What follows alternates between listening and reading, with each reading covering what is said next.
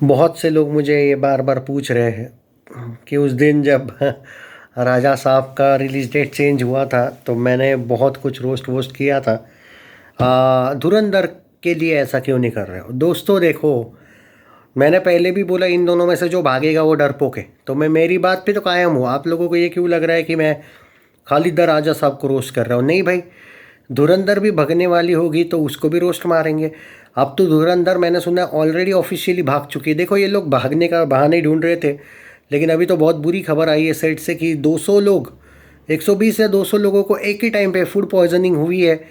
अब कैसे हुई, क्या हुई, बहाना था या रियल में हुई?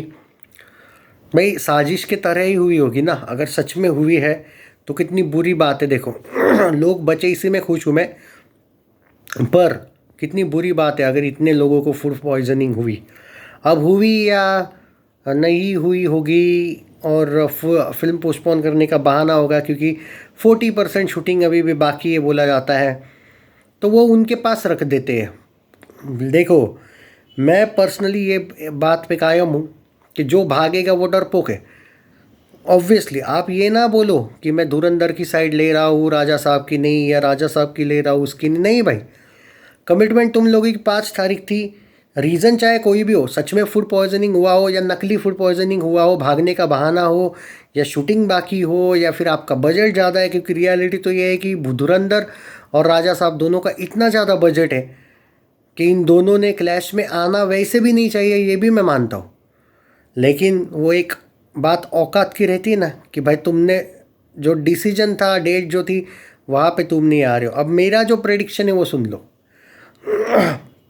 मुझे लगता है दोनों भी 5 तारीख को नहीं आएंगे। अब मुझे पता नहीं एग्जैक्टली क्योंकि देखो, अभी रिसेंटली राजा साहब वालों ने जो डेट डाली थी, बीच में एक पोस्टर आया था एक लड़की का शायद, तब उन्होंने पोस्ट नहीं डाली थी। और बाद में शायद और एक किसी का अनाउंसमेंट हुआ था, आई थिंक संजय दत्त का ही था ना, वो वापस एक नया वाला पोस्टर आया था, उसमें वापस 5 दिसंबर लिखा है। और धुरंधर की जो न्यूज़ आई है 2 दिन पहले की कि फूड पॉइजनिंग और जो भी है, मतलब ये लोग भाग रहे हैं अब। देखो, मैं बार बार बोला कि मुझे वो क्लैश पे बात करने को बोला मत करो क्योंकि फिर वो रोस्टिंग हो जाता है और भाई फिर दंगे हो जाते हैं। क्या है ना, मुझे आदत है कि रोस्टिंग वाला जब एंगल या फिर कोई भाग लेता है ना भाई, क्या करूँ यार फिर। मतलब अब उस दिन आपने देखा कि मैंने द राजा साहब को लेके बात करी, टाइटल तक डाला था मैंने, द राजा साहब भाग लिए, भाग गए, तो लोगों को पसंद भी आया था। अब क्या धुरंधर को लेकर भी वही बात करूं मैं? सही है भाई, धुरंधर भाग लिया। देखो, मैं कोई बायस्ड बंदा हूँ नहीं हूँ, जो सच है वो सच है, जो भागा वो रोस्ट होगा ही। अब दोनों भागे तो ज़्यादा बेटर है सच कहूँ तो। हालांकि अभी धुरंधर वाले चाहते हैं कि ईद पे रिलीज़ हो अगले साल के।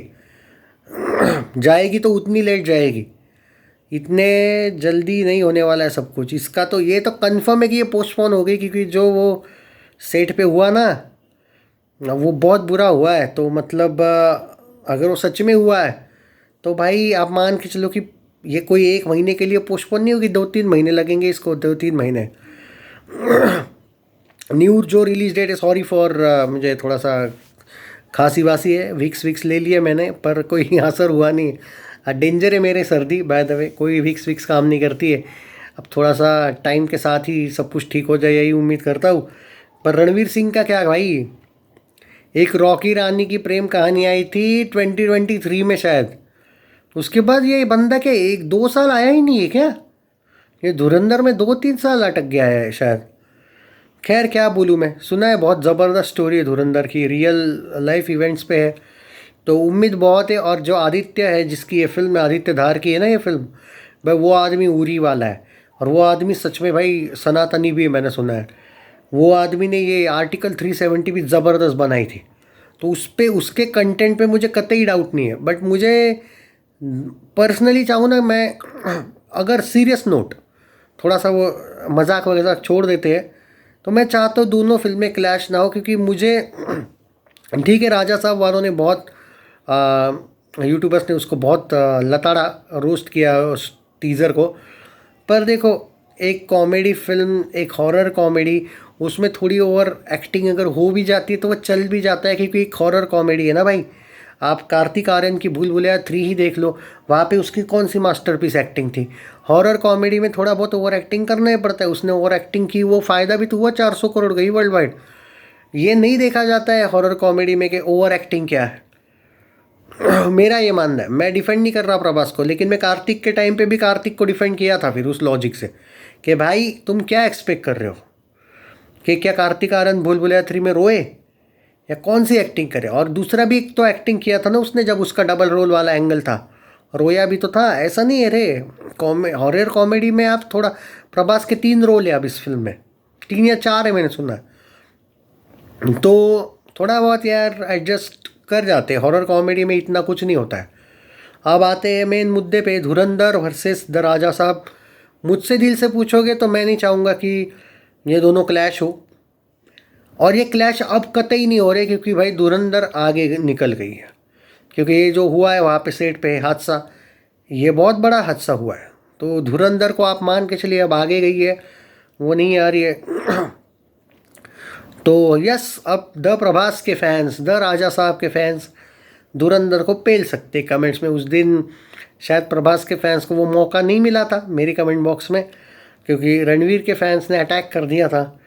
आज आपको मौका है दोस्तों, क्योंकि आप तो रणवीर सिंह भी भाग लिया, पहले नहीं भागा था, पहले प्रभास भागा था, अब रणवीर भागा है। देखो रीज़न कोई भी हो, हमने डिसाइड किया था जो भागेगा लताड़ेंगे उसको वीडियो में। अब ये रीज़न तो रणवीर सिंह नहीं है, उसकी कोई यहाँ पे उसका तो कोई इशू नहीं है।